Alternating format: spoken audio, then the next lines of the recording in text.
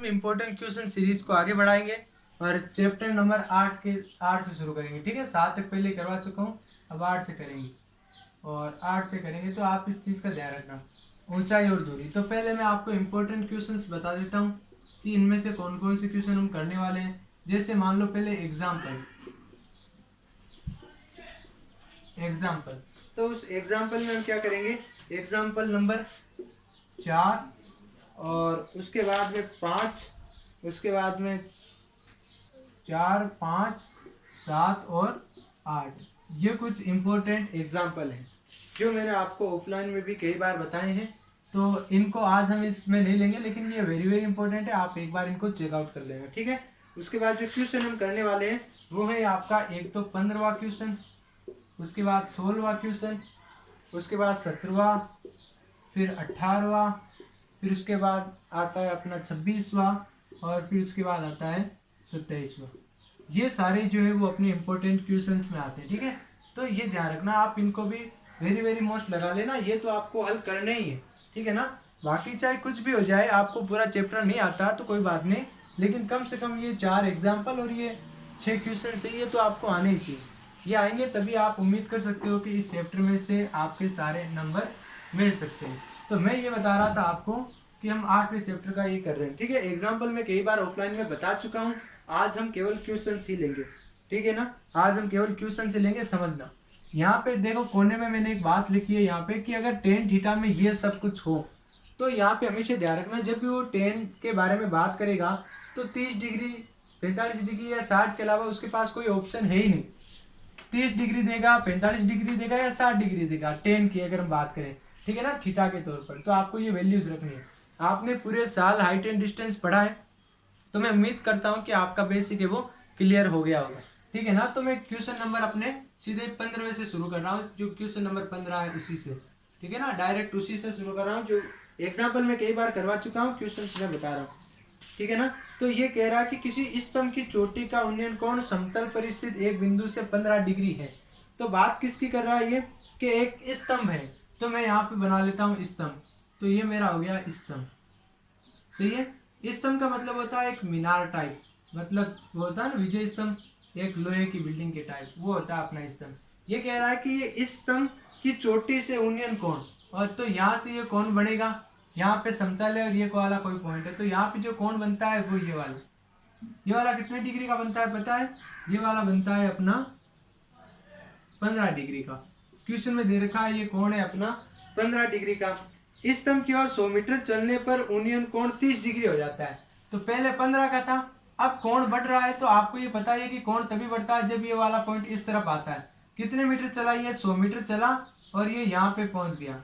यहाँ पे पहुंचते ही यहाँ से इसने देखा ऊपर की तरफ, तो एंगल कितने का हो गया, एंगल हो गया अपना 30 डिग्री का। और ये यहाँ से लेकर यहाँ तक इसने टोटल डिस्टेंस कितनी कवर की, ये इसने कवर कर लिया अपने 100 मीटर की, ये इसने डिस्टेंस कवर कर ली। तो आपको ये पूछ रहा है बताओ इस स्तंभ की ऊंचाई क्या है, तो ये स्तंभ की ऊंचाई मैंने ये मान ली। यहाँ पे ये पॉइंट ए, फिर पॉइंट बी, फिर पॉइंट सी और फिर पॉइंट डी। अब ध्यान से समझना मैं क्या करने वाला हूँ। क्या ये वाला एंगल 90 डिग्री है क्या, ये वाला तो आपके 90 डिग्री है। ठीक है ना, आप मेरे को इस ट्राइंगल में बताना, देखिए इस वाले ट्राइंगल में मेरे को बताओ ये वाला इतना सा कोण कितने डिग्री का होगा, ये 90 और ये 30, 120, जो बाकी बचा वो कितने का हो गया, ये हो गया अपना 50 डिग्री। क्योंकि तीनों कोणों को जोड़ोगे तो कितना आएगा, 180 आएगा, 180 में से ये 50 का हो गया। अब मेरे को आप ये वाला बताओ, देखिए ये वाला, या तो ये वाला बता दो या फिर आप एक काम करो ये पूरा बता दो ये वाला। तो अगर आपको ये बड़ा सा अगर ट्राइंगल दिख रहा है, ठीक है ना, ये तो है 90 डिग्री और ये वाला हो गया 15 डिग्री। ये आपको पूछा है मतलब कि ए बी और डी ट्राइंगल में, तो ये 105, तो ये कितने का बचा, 75 डिग्री का। ठीक है ना, 75 में से आप ध्यान से समझना, यहाँ पे एक लाइन खींच दी, ये टोटल 75 का था, उसमें से ये 50 हो गया, तो क्या ये 15 का बचा क्या, ये जो छोटे वाला ये 15 का बचा क्या आपके कोण। तो आप कहोगे कि हाँ सर ये बिल्कुल 15 का बचा। ये वाला एंगल भी 15 का, ये वाला एंगल भी 15 डिग्री का। तो आप मेरे को बताओ, आपने एक समबाहु त्रिभुज के बारे में पढ़ा है क्या, या जिसके दो कोण बराबर होते हैं, ये वाला कोण 15 डिग्री का और ये वाला भी कोण 15 डिग्री का। तो यहाँ पे जब दो कोण बराबर होते हैं तो दो साइड भी तो बराबर होगी ना, ये वाली साइड और ये वाली साइड इक्वल होगी, ये हमेशा ध्यान रखना। तो यहाँ पे जिस लाइन के ऊपर एंगल बनते हैं, जो दोनों इक्वल कोण बनते हैं, वो लाइन कभी बराबर नहीं होती। इस लाइन देखो, इसी एक लाइन के ऊपर दो लाइनें बनी है, ये दो कोण बने, तो ये वाली साइडें बराबर होगी। तो ये दो कोण कहाँ बने, इस लाइन के ऊपर बने, तो कभी भी ये वाली लाइन बराबर नहीं होगी। बाकी दो, ये वाली लाइन आपकी क्या होगी, बराबर होगी। तो आप कह सकते हो अगर ये 100 मीटर है तो क्या ये भी 100 मीटर होगा क्या, ये भी 100 मीटर होगा क्या। और अगर ये 100 मीटर है तो तब आपका काम हो गया आसान, क्योंकि हमने ये काम किस लिए किया, क्योंकि हमें 15 की वैल्यू नहीं आती, 15 डिग्री की वैल्यू नहीं आती, तो हम 30 डिग्री के लिए करेंगे। तो इस चीज को आप ध्यान से समझना, मैं थ्योरी लिखवा रहा हूँ, आपको कैसे करना है। पहले आपको लेना है ट्राइंगल, ये वाला, ये पूरा बड़ा वाला ट्राइंगल ए बी डी में आपको देखना है कि कोण ए प्लस कोण बी प्लस कोण डी, इन तीनों को जोड़ता आता है 180। ये लिख लेना एंगल सम प्रॉपर्टी से, कोण योग धर्म गुण धर्म नियम से। ए का मान तो हमें पता नहीं है, ढूंढना है, प्लस बी का जो मान है वो कितना है आपका, या फिर इसको मैं मान लेता हूँ कोण नंबर 1 और इसको मान लेता हूँ मैं कोण नंबर 2। तो यहाँ पे कोण नंबर 1 प्लस, ठीक है ना, यहाँ पे मेरे को बताना कोण बी कितने का है, 90 का, प्लस डी कितने का है, ये डी है 15 का। तो आप मेरे को बताना 180 में से माइनस होगा, तो कोण नंबर 1 कितने डिग्री का आएगा अपना, कोण नंबर 1 आएगा, ये आएगा 75 डिग्री का। फिर उसके बाद लिखना इसी प्रकार के बाद में अब की बार ट्राइंगल कौन सा लेना, ये वाला ट्राइंगल ए बी सी में ध्यान से समझना, कोण ए प्लस कोण बी प्लस कोण सी बराबर 180। समझना कि एंगल सम प्रॉपर्टी के नियम से ये हुआ। ए का मान अब की बार हम कौन सा ले रहे हैं, ये हम ये वाला एंगल ले रहे हैं ना, इसमें ये वाला आप समझना, ये वाला 1 नंबर। तो 1 नंबर कितने का हुआ, 1 नंबर ये वाला समझना। पहले 1 नंबर ये था पूरा, ठीक है, ये वाला हमने काम लिया था पूरा एक, ठीक है ना, तो इसको तो यहाँ ए ही रहने दो। और अब की बार मैं यहाँ पे लिख देता हूँ 1 नंबर और यहाँ पे लिख देता हूँ मैं 2 नंबर। तो इस एक की जब हम बात करेंगे ना, तो अब की बार यहाँ पे 1 डिग्री लिख लेना, 1 नंबर कोण नंबर 1, बी वाला 90 है, सी वाला कितना है 30 डिग्री है, बराबर ये हो गया 180। तो कोण 1 किसके बराबर आएगा अपना, ये वाला आ जाएगा 50 डिग्री के बराबर। तो कोण 2 बराबर, बताओ जो कोण ए है ये किससे मिलकर बना है, ये जो कोण पूरा है ये किससे बना है, 1 और 2 से, कोण 1 प्लस कोण 2। तो कोण 1 की यहाँ से वैल्यू निकालूं मैं, तो कोण पूरा जो ए है वो 75 का है, और यहाँ से 1 नंबर कितने का है, 50 डिग्री का है। तो कोण 2 बताओ, तो आप कहोगे कि कोण 2 कितने का आया, ये आया अपना 15 डिग्री का। अब आप जब ये वाला ट्राइंगल लोगे, इसमें इसका नाम क्या है, ए सी डी। तो ये जो ट्राइंगल है, ट्राइंगल ए सी डी में, इसके अंदर कोण नंबर 2 बराबर है कोण नंबर डी के, दोनों ही कितने के हैं, 15 डिग्री के। तो आपकी ये जो साइड है, ये ए सी किसके बराबर हो जाएगा, सी डी के बराबर हो जाएगा क्या ये ए सी सी डी के बराबर हो जाएगा, पहले मैंने जो समझाया था। तो अगर ए सी सी डी के बराबर है तो ए सी की वैल्यू यहाँ से कितनी आ गई, 100 मीटर, ठीक है ना। तो यहाँ से ए सी की वैल्यू आ गई अपने पास 100 मीटर। जब ए सी की वैल्यू 100 है, अब आपको केवल यही ट्राइंगल लेना है, ये इसका कोई मतलब ही नहीं है। ए सी की वैल्यू अपने पास कितनी आई थी, अभी ए सी की वैल्यू आई थी आपके पास 100 मीटर, ठीक है ना। तो आप यहाँ ध्यान से समझना, यहाँ पे आपको ऊंचाई ये तो पूछिए लंब और कर्ण दे रखा है, और लंब और कर्ण दोनों ही दे रखा है। तो आपको क्या साइन थीटा लगाओगे क्या, तो क्या यहाँ पे साइन 30 आएगा। लंब कितना है, थीटा के सामने वाली भुजा लंब होती है, एच बोल सकते हो। कर्ण कितना है, 90 के सामने कर्ण होता है 100 होता है। साइन 30 की वैल्यू क्या 1/2 होती है क्या। तो एच इक्वल टू आप लोग यहाँ पे 100/2 लिख दोगे, तो क्या एच बराबर 50 आ गई क्या आपके पास। तो यहाँ पे स्तंभ की जो ऊंचाई है वो कितने मीटर की है अपनी, ये हो गई अपने 50 मीटर। ऐसे आपको हल करना है, ठीक है। चलो आगे चलते हैं। उसके बाद क्वेश्चन नंबर 16 देखना। अगर इतना कुछ पढ़ लोगे, ये हमेशा ध्यान रखना 10 के लिए हमेशा ये वैल्यू देता है। अभी साइन था ना, इसलिए आपको 1/2 वैल्यू आई। कौन सा क्वेश्चन था ये, 15वां था, ठीक है। अब आगे देखना 16वां क्वेश्चन इंपॉर्टेंट है काफी, तो आप इसको आराम से समझना। ये कह रहा है कि एक समतल जमीन पर खड़ी मीनार की छाया उस स्थिति में 40 मीटर अधिक लंबी हो जाती है जबकि सूर्य का उन्नयन कोण 60 से घटकर 30 हो जाता है। यहाँ पे ये मीनार है और ये मीनार की छाया है। तो ये क्या कह रहा है कि पहले इसका कोण कितना था, पहले इसका कोण था 60 डिग्री का। जब इसका कोण 60 था तो इसकी लंबाई क्या थी हमें पता नहीं, हमें पता ही नहीं है। लेकिन ये कह रहा है कि जब 60 का कोण 30 में बदल गया, 60 का कोण 30 में बदल गया, तो हमें आपको पता है कि जैसे जैसे पास आएंगे कोण बढ़ेगा, जैसे जैसे दूर जाएंगे घटेगा। तो यहाँ से इसका मतलब ये वाली लाइन यहाँ तक आई होगी, तभी तो यहाँ 60 वाला कोण कितने का हो गया, 60 वाला कोण हो गया 30 का। ये कह रहा है कि जब कोण 60 से 30 हुआ उस कंडीशन में छाया पहले के मुकाबले कितनी बढ़ गई, 40 मीटर बढ़ गई। यही तो साफ साफ बोल रहा है कि जब 60 से 30 हुआ पहले छाया यहाँ तक पहुंच रही थी, फिर यहाँ तक आई तो कितने का गैप आया, 40 का। अब ये आपके पास पूछ रहा बताओ स्तंभ की ऊंचाई कितनी है। स्तंभ की ऊंचाई हमें पता नहीं है, इसको ए मान लो, इसको बी मान लो, इसको सी मान लो, इसको डी मान लो। पहले वाली छाया पता नहीं, इसको एक्स मान लो, ठीक है ना। अब आपको दो ट्राइंगल लेना है, एक तो ये वाला यहाँ पे छोटा सा ये वाला ट्राइंगल, यहाँ पे 60 डिग्री, ये एक्स ये एच, तो आप यहाँ लिख लेना ए बी सी। ये ट्राइंगल ए बी सी में, ये आप ध्यान से समझना, ये कोण के लिए आधार है ये, और ये वाला आपके साइड लंब है, ठीक है ना। तो लंब और आधार किस में होता है, लंब बटा आधार, ये कहोगे आप टेन में होता है। और टेन थीटा के लिए हम कितना ले रहे हैं, 60 डिग्री। लंब तो आपके पास एच है, आधार आपके पास एक्स है, ठीक है ना, क्योंकि ये इतनी सी बी सी एक्स ही अपने ये एक्स है। और टेन 60 की वैल्यू जो मैंने यहाँ लिखी है कितनी है, ये है √3। आपको तो एच पूछा है तो आप यहाँ से एक्स की वैल्यू निकाल सकते हो कि एक्स किसके बराबर होगा, √3, ठीक है ना।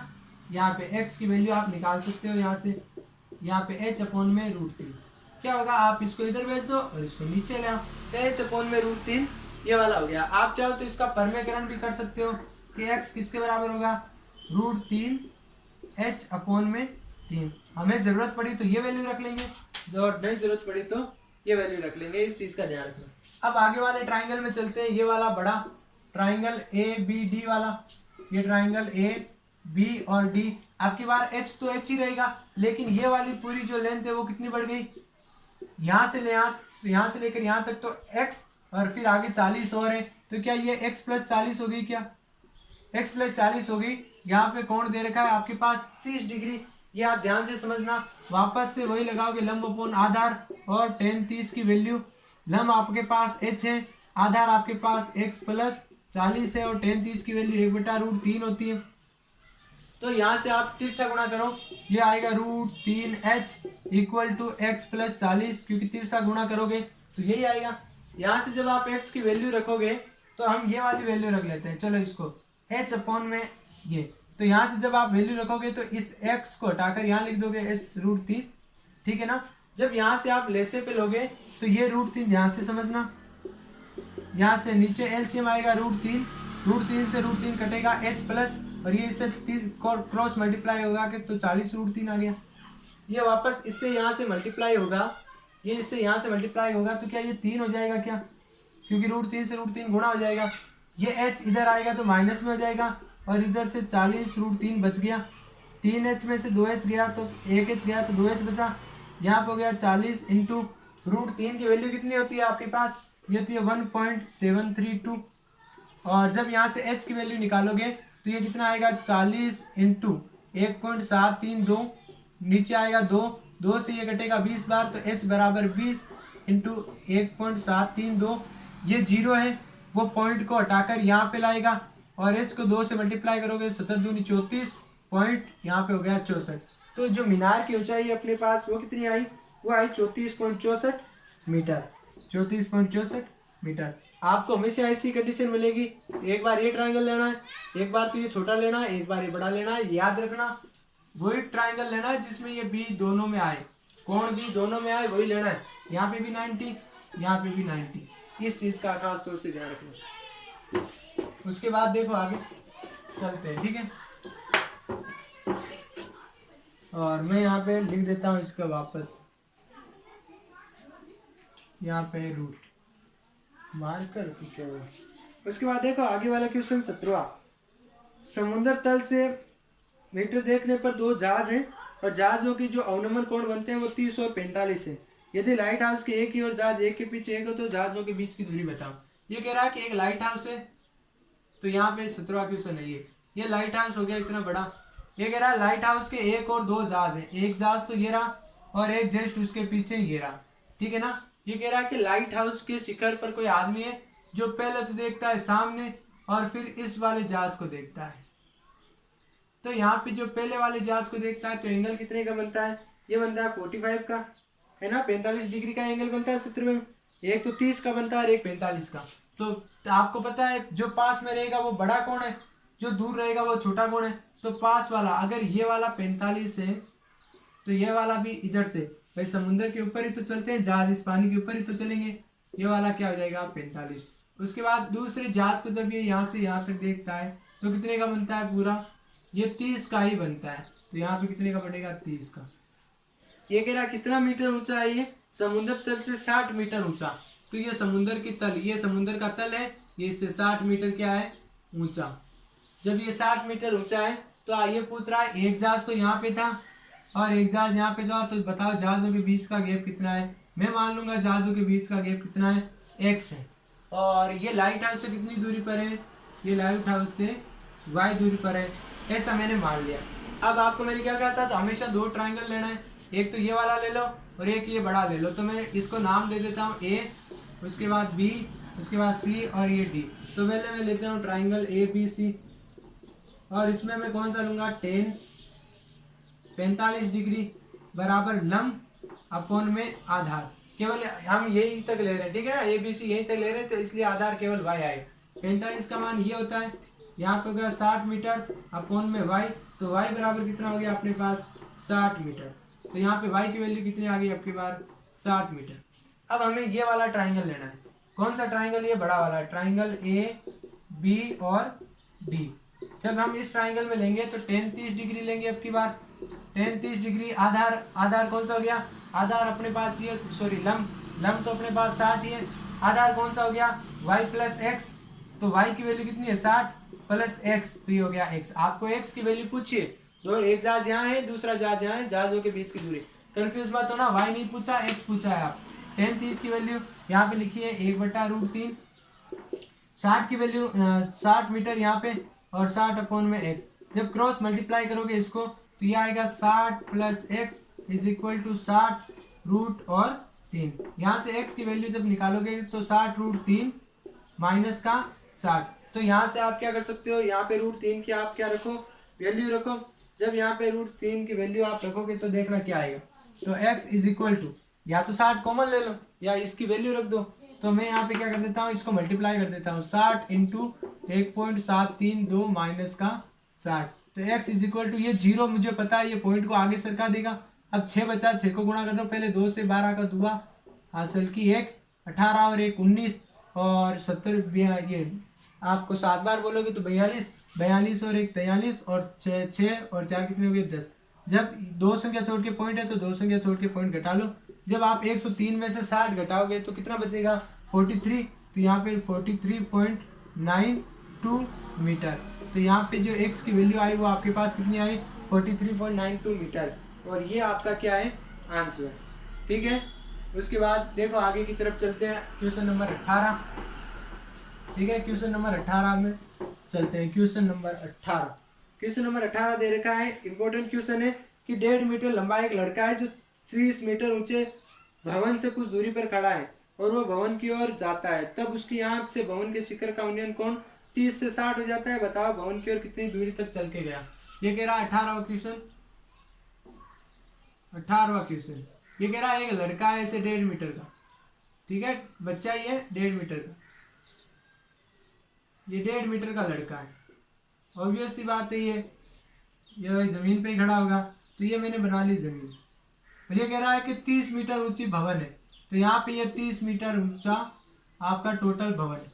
ये कह रहा है कि ये जब लड़का यहाँ से इसके शिखर को देखता है तो सीधी सी बात है पहले तो सामने देखेगा, फिर ऊपर की तरफ देखेगा यहाँ से, तो कोण कितने का बन रहा है अपना 30 का। अब ये कुछ टाइम तक चला लड़का, ठीक है।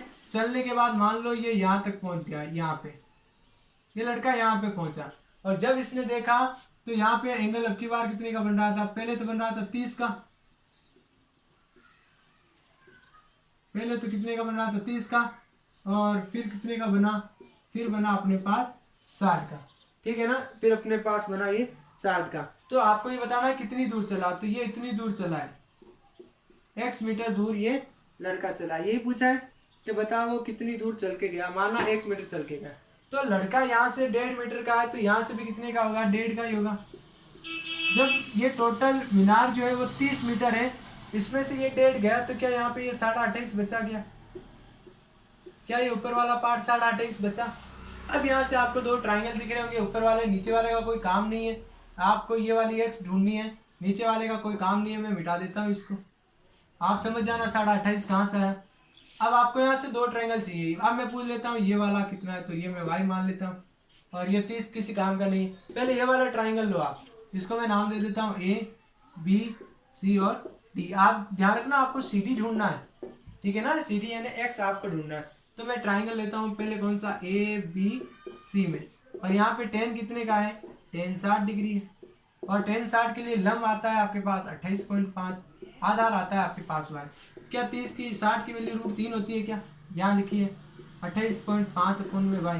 तो क्या यहाँ से मैं y की वैल्यू निकाल दूँ क्या, 28.5 अपोन में √3, क्या मैं इसका परमीकरण कर दूँ 28.5 अपोन में 3 इंटू √3।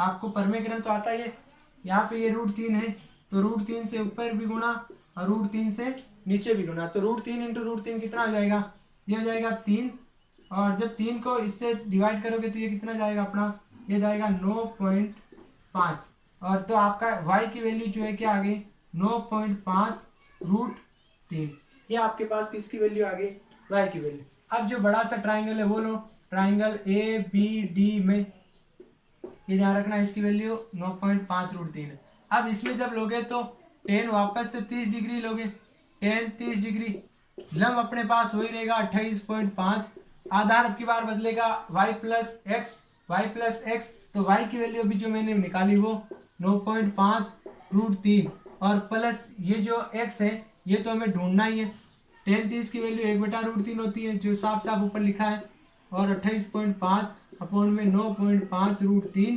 प्लस का x, क्रॉस मल्टीप्लाई करो ये पूरा इधर आएगा तो कोई इफेक्ट पड़ेगा नहीं, 9.5 √3 plus x is equal to 2.85 √3।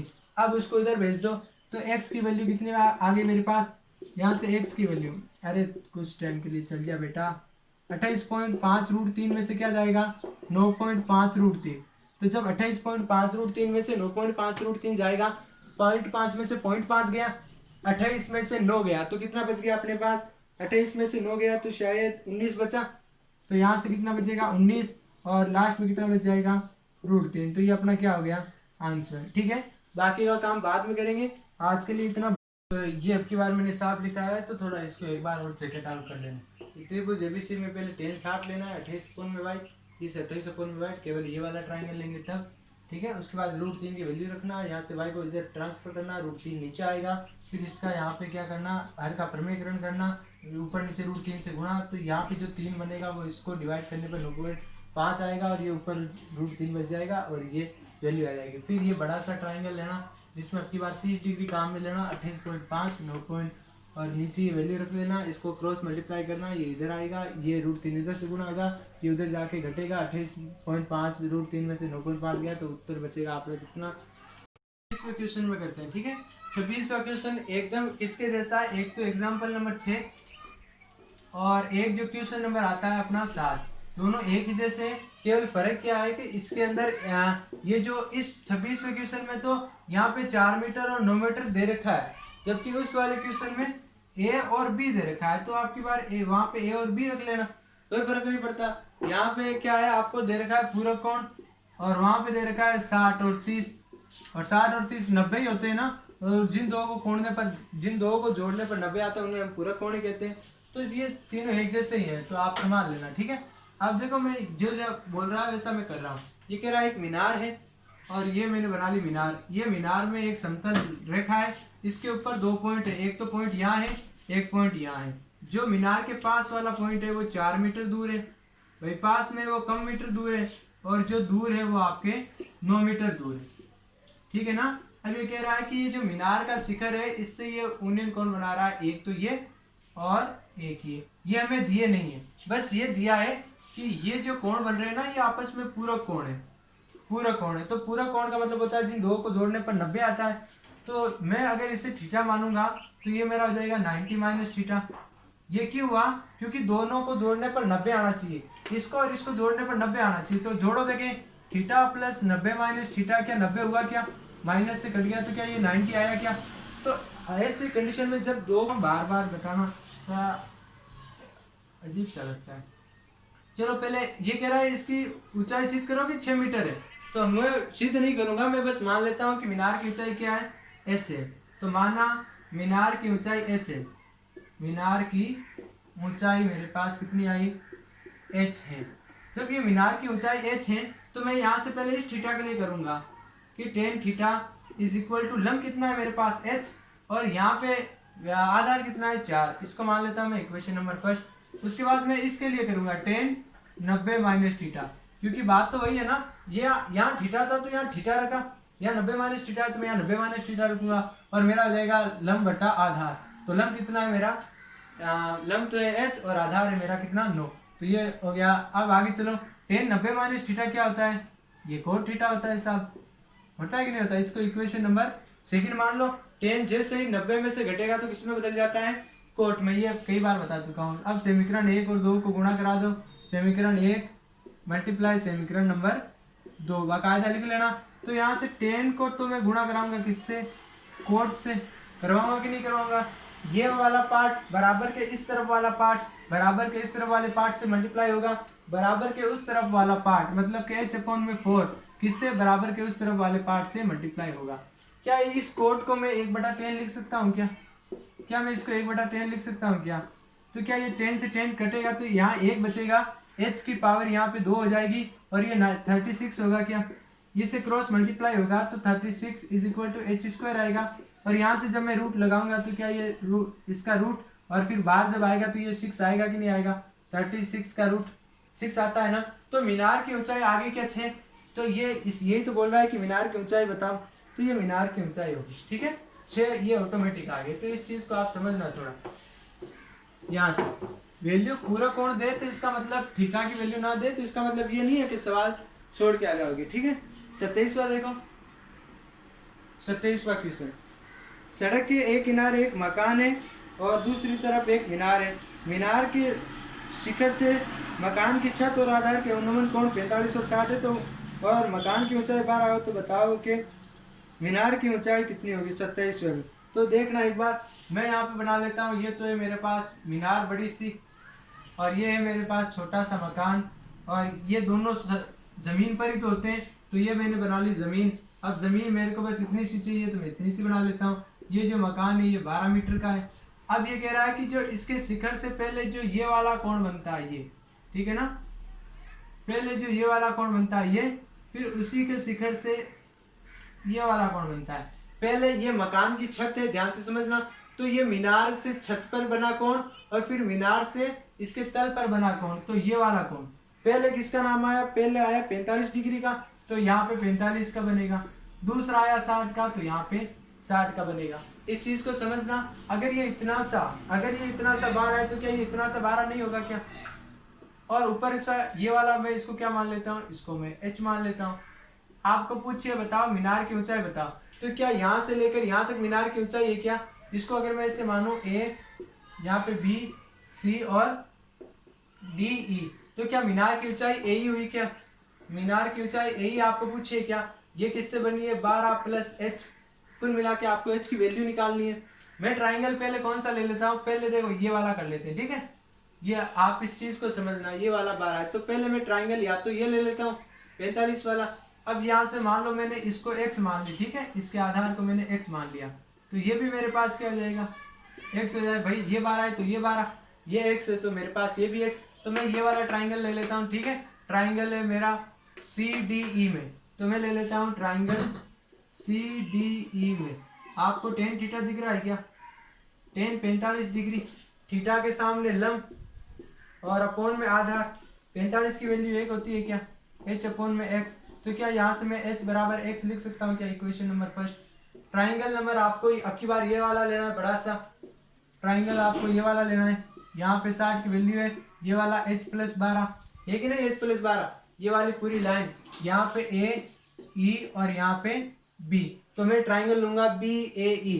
तो ये BAE और ये तो अपने पास x ही है, तो मैं यहाँ पे लिख देता हूँ ट्राइंगल यहाँ पे BAE में। ठीक है, BAE में यहाँ पे tan 60 की वैल्यू इज इक्वल टू लंब, थीटा के सामने लंब, तो ये h प्लस 12 हुआ और आधार हो गया x। tan 60 की वैल्यू यहाँ से कितनी है? √3। तो √3 बराबर h प्लस 12 अपोन में x। क्रॉस मल्टीप्लाई करोगे तो यहाँ पे ये x is equal to h plus 12। यहाँ से समझो, क्या मैं इस x की जगह h लिख सकता हूँ क्या? तो मैं इस x की जगह क्या लिख सकता हूँ? h लिख सकता हूँ। ये मैंने लिख दिया। अब इसको इधर से ले आओ, h को इधर ले आओ, तो ये मेरे पास हो गया √3h minus h is equal to 12। ये वाला हुआ कि नहीं हुआ? अब यहाँ से h कॉमन ले लो। जैसे ही मैंने यहाँ से h कॉमन लिया तो यहाँ पे √3 माइनस 1 बचा क्या, और ये हो जाएगा 12। h इज इक्वल टू, ठीक है ना? दूसरा एक और तरीका हो सकता है इसका, यहाँ 12 के अपोन में जाएगा √3 माइनस 1। अब यहाँ से √3 को ऊपर नीचे से हटाने के लिए √3 यहाँ पे माइनस है तो प्लस 1 से मल्टीप्लाई, यहाँ पे भी √3 प्लस 1 से मल्टीप्लाई। आई होप आपको परमीकरण आता होगा। ऊपर तो बच जाएगा 12, √3 यहाँ से मैं यहाँ लिख देता हूँ। ठीक है, यहाँ पे h किसके बराबर होगा? 12 का, तो आ गया 12। √3 की वैल्यू कितनी होती है? 1.732 प्लस 1, नीचे कितना आता है? 3 का वर्ग, √3 का वर्ग 3 और माइनस 1, तो कितना बचेगा? 2। 2 से 12 कटेगा 6 बार, तो 6 इंटू ये करेगा कितना हो गया? 2.732। तो h की वैल्यू कितनी? आपने 6 को मल्टीप्लाई करो 2 से, 12 का हुआ असल की 1 18 और 1 19 42 और 1 43, 12 और 4 कितने हो गए? 12 और 4, ये हो गया 16। यहाँ से आपको मीनार की ऊंचाई पूछिए क्या कि 12 के अंदर आप क्या जोड़ दो? 12 के अंदर 16.392 जोड़ दो, तो क्या मीनार की ऊंचाई यहाँ से 12 और 16 28.392 आई क्या? यहाँ पे ये मीटर। ये अपना क्या हो गया? आंसर। ठीक है ना? इस चीज को आप थोड़ा सा समझना, आराम से हल करोगे तो आसानी से होगा, और अगर जल्दबाजी में करोगे तो कुछ होगा ही नहीं। ठीक है ना? तो यहाँ से अपने इंपॉर्टेंट क्वेश्चन का ये 8वां चैप्टर क्लोज होता है। कल से 9 स्टार्ट करेंगे। ठीक है ना? इतने महीनों बाद, आई थिंक 37 डेज हो गए हैं, 37 दिन हो गए वीडियो अपलोड किए, लेकिन आप समझो बिजी शेड्यूल है, लॉकडाउन चल रहा है इसका, फिर भी हम लाइव क्लास ले रहे हैं अपने स्कूल के लिए। ठीक है ना? तो काफ़ी सारा काम है, बिजी शेड्यूल के कारण आज एक और नई लाइव क्लास आई है, मतलब अजीब सा है। ठीक है ना? तो आप, आई होप मैं वीडियो लगातार अपलोड करता रहूँगा, उम्मीद है मुझे टाइम मिला तो। ठीक है ना? आप लाइक कमेंट शेयर कर देना अगर पसंद आए तो। ठीक।